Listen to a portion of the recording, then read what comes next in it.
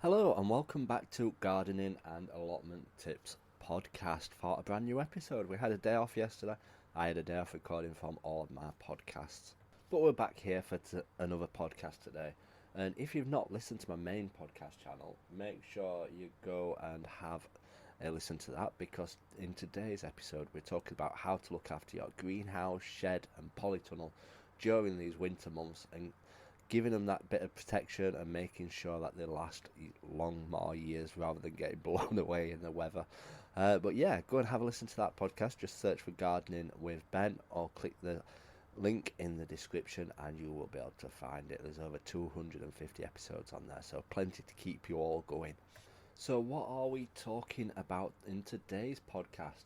Well, in one of my other podcasts, I talked about how I went to the pollen market in Sheffield the weekend. It's one market that I always go to, and whenever I'm off work, I'll make sure that I go there because I love supporting local small businesses, buying from them, because obviously they see the rewards rather than the big shops taking all the money. So I do love to support little businesses.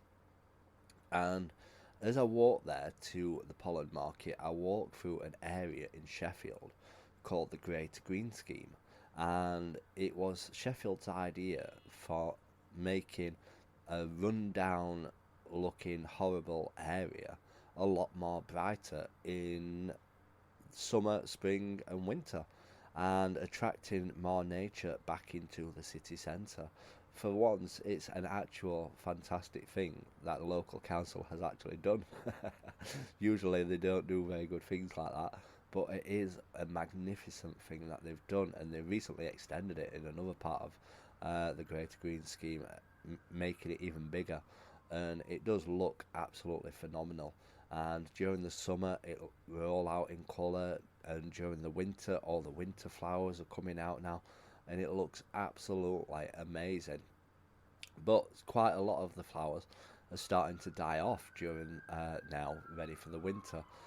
They tend to chop them all back down in January to let all the seeds go into the ground to create new plants, because they're all wildflower type plants what grow, and they do look absolutely amazing.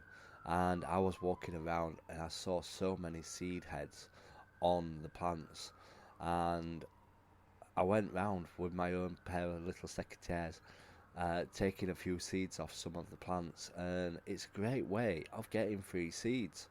And it's one thing that I've always enjoyed doing, because obviously getting free seeds saves you money, and also you're getting some flowers what will attract the bees as well. And there were so many nice flowers growing there as well.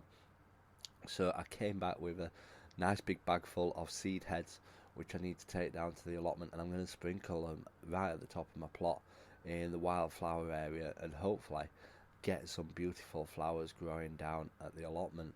And it's always a great way to go around and get free seeds and free plants. Go and have a look around on your walks and just look out for those seed heads what might be growing on some flowers, and just take a snip of some and take them back with you, sow them, plant them, grow them in the greenhouse before planting them outside. It's up to you, but it's always great to get free plants at the allotment. And I know that's what some people tend to do when they go to like places like the botanical gardens and stuff like that, just take a cutting off something. Not that you should be doing stuff like that, but if you're walking in the countryside or something like that, and there's a plant that you want for at home, just take a little cutting and take it home and pot it up and get it growing. So there's always ways of getting free plants. I know quite a lot of people do that from abroad. They'll see a nice plant abroad and just take a cutting and hope that it'll last by the time they get home. I don't think you're actually allowed to do that. I don't know if it's legal or not. Some places don't let you do that, bring plants back. I watch all these Australian shows, and they're really strict on taking stuff through border control there. But yeah, it's always good to get free plants, and it's one thing that I've done, like with roses and fuchsias and stuff like that. Go around getting little cuttings and starting them off, and just giving them a try. It's a good experiment. It's good fun as well. Sometimes to try and grow your own plant from a plant that you've got growing already. Now, I've done that for a few of my climbing roses plants. I've taken some cuttings from them. I'm going to be taking some cuttings from my fuchsias over the next few days, and hopefully get some more fuchsias growing, because the fuchsias are absolutely beautiful. I want them to really bush out on my allotment. And obviously some fuchsias are perennials as well, so they'll come back year after year stronger and stronger each year, so you can get some great stuff from them. Over the next few years, I'm hoping to fill all my borders with perennial flowers, rather than just sticking with flowers that grow just for 1 year and having to replace them every year. Hopefully 1 year it will just be full with perennials, but that will take quite a lot of time and a lot of money, and that's why taking cuttings, you can soon start to fill them borders up, because from a fuchsia plant you can take loads of cuttings from them and get loads of plants growing and fill up the areas. Even with stuff like lavender and stuff like that, it's great to get cuttings from them and just start your own plants up and see how you get on with them.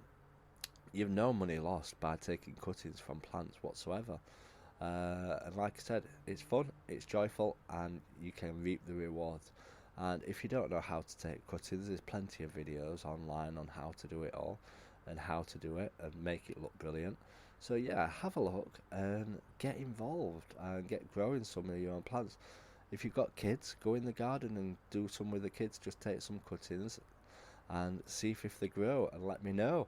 I always love to hear from my listeners as well. So if you're new to this podcast, make sure you click the follow button, make sure you click the subscribe button, and you'll get notified when new podcasts come up.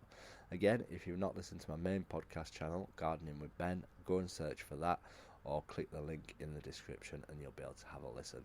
So until next time, remember, keep smiling, keep gardening, and keep listening to Gardening with Ben's podcasts.